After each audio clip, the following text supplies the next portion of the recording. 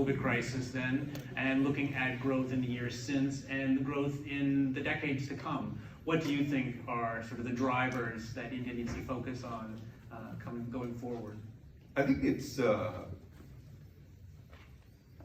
first undoubted that India is the fastest growing country in the G20, and of course a lot is made of that.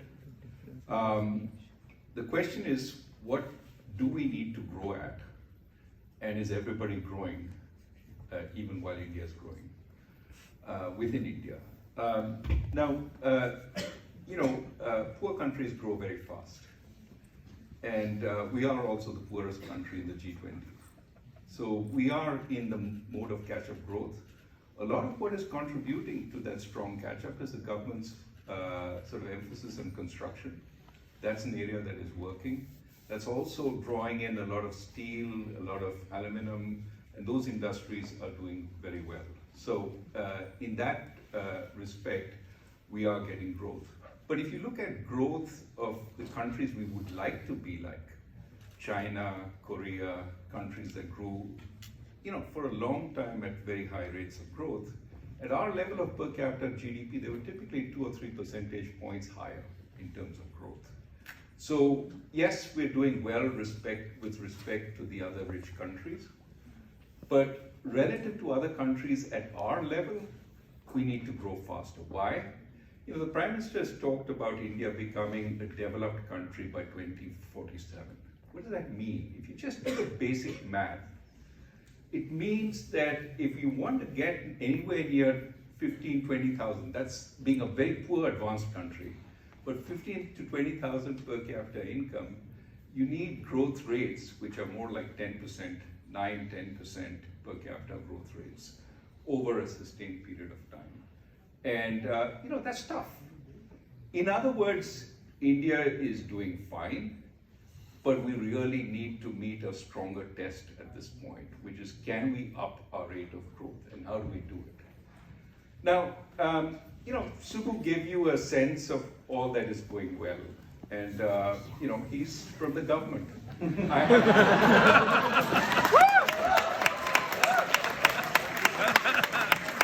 was waiting for that. I have to give you the opposite, and let me start by saying, one of the issues he pointed out too is inflation is so contained.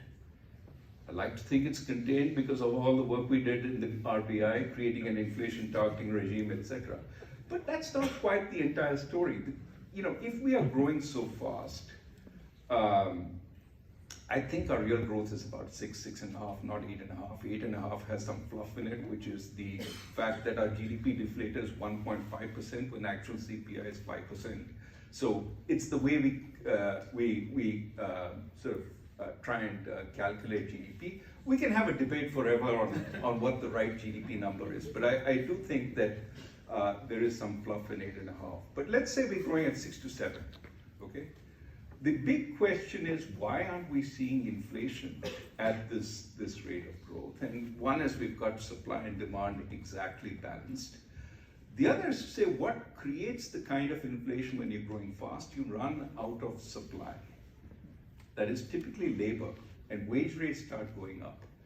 If you look at wage rates in India, they're not going up. Look at the place which employs the most people, agriculture. Real agricultural wages have been growing at 1% a year for the last so many years.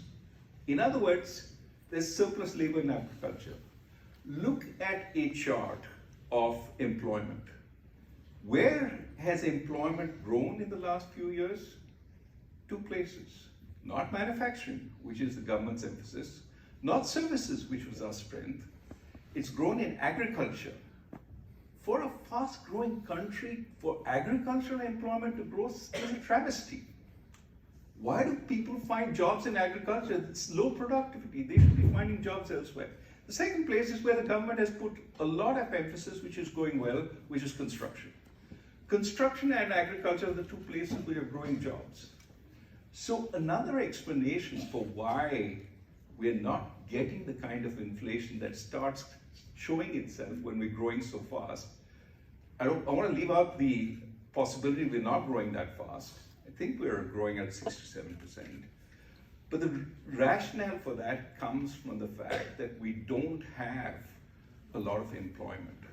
That the labor market, unlike this country where unemployment is 3.5%, the labor market is not doing well in India. And that gives you the reason why we have 20 million people applying for 60,000 jobs in government. Why every government advertisement attracts so many people, because we're not creating jobs. And that leads to my last point, and as an opener, we have to ask why that's not happening. Why are people not getting jobs? And if you look at, take a place which is easy to measure, manufacturing growth. Where is manufacturing growth happening? It's happening in the labor-intensive, it's happening in the capital-intensive parts of manufacturing. If you look at labor-intensive parts of manufacturing, in 12 out of 23 sectors that form the IIP, we're actually lower in production than in 2016. A lot of the damage was done during the pandemic. That in the pandemic, you saw a whole bunch of these industries shrink. Why it's not come back is partly a mystery to me, but there is a potential answer, which is that our demand also has not picked up strongly since the pandemic.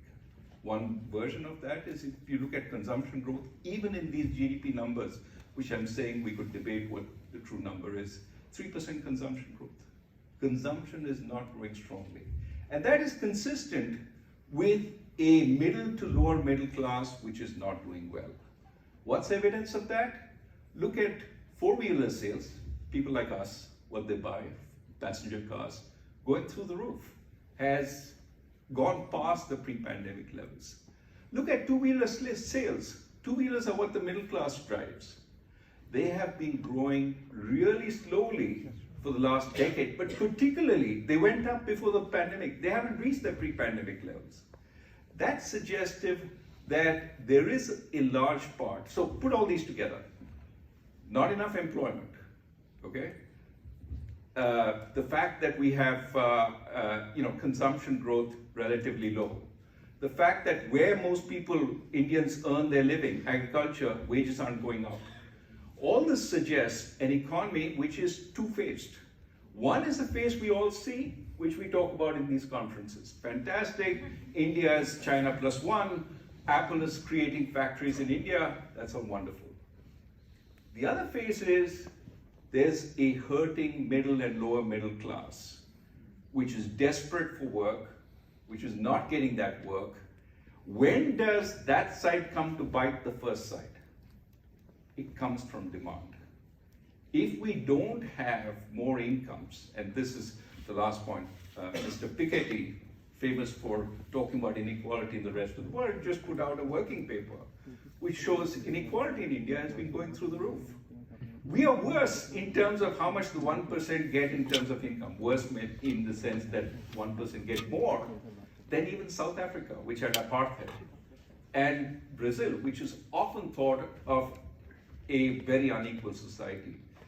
The top 1% in India, according to Piketty and his colleagues, earns 22.6% of income. So all this is suggesting that India has a growing problem, even while there are success stories. And I want to emphasize the success stories.